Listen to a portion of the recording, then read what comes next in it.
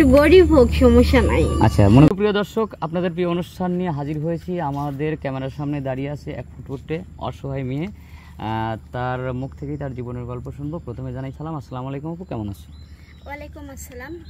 হ্যাঁ ভাইয়া, আমি অনেক ভালো আছি। আচ্ছা আপু, তোমার নাম কি? আমার নাম উর্মি। উর্মি, তোমার বাড়ি কোথায়? বাড়ি বরিশাল ভোলা। বরিশাল ভোলা। তোমরা কয় ভাই বোন? আমরা 2 বোন, মা আর বাবা মারা গেছেন। তোমার বাবা মারা গেছে, মানে মা আর হচ্ছে তোমার এক বোন আছে আর তুমি আছো। বোন তুমি বড় না তোমার বোন বড়? আমার বোন ছোট, আমি বড়। তুমি বড়। আচ্ছা, তুমি এখন কি করো?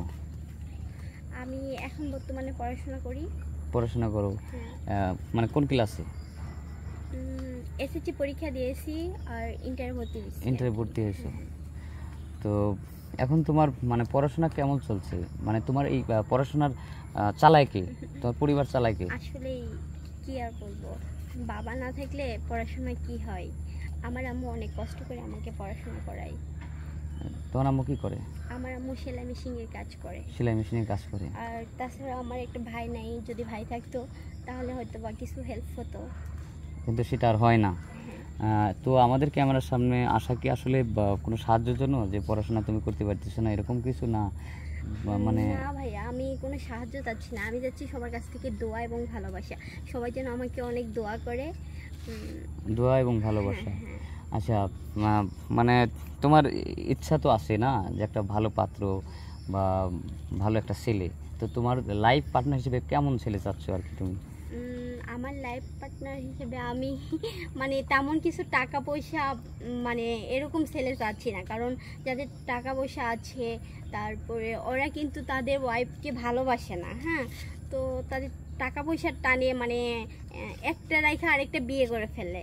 হ্যাঁ, তো সেই জায়গা থেকে আমি বলবো আমি কোনো টাকা পয়সা ছেলে চাচ্ছি না। আমি চাচ্ছি ভালো একটা মন, ভালো মানে তোমাকে যাতে ভালো রাখে।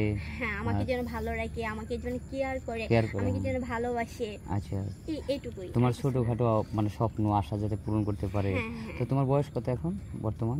আমার বয়স এখন 20। তো তোমার বয়স যেহেতু 20, তাহলে মানে তোমার লাইফ পার্টনার হিসেবে মানে যে তোমার স্বামী হবে কত বয়সের হলে তোমার জন্য পারফেক্ট মনে হয়?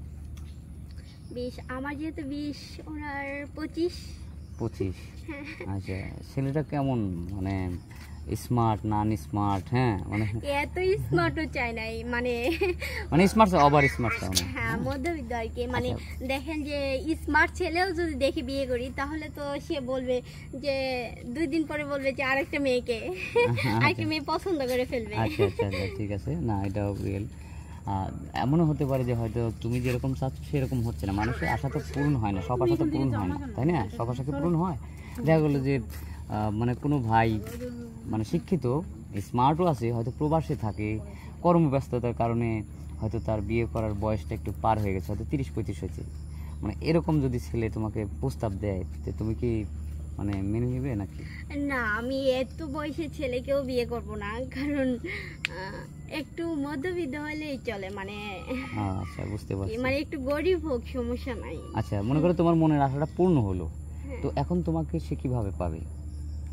মানে তোমার যোগাযোগ করার জন্য ব্যবস্থাটা কি? তোমার কোনো ফোন আছে? না ভাই, আমি কোনো ফোন চালাই না, কারণ আমার আম্মু আমাকে কোনো ফোন চালাতে দেয় না। কারণ এখন আমি পড়াশোনা করি, আমাকে খুব এমনি অনেক কষ্টে আছো, মানে তোমার পড়াশোনা করাতে গিয়েই সে হিমশিমের মধ্যে আছে, তো তোমার ফোনটা কিনে দেওয়া তার সাধ্য নাই, ঠিক আছে না?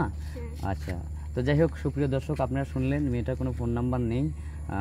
আমাদের স্ক্রিনে আমাদের নম্বর দেওয়া থাকবে, যদি কেউ মানে ফোন করতে চান অযথা ভিডিও কল করবেন না, কল করবেন। আর সেই সাথে সবাই ভালো থাকবেন, সুস্থ থাকবেন। আল্লাহ হাফেজ।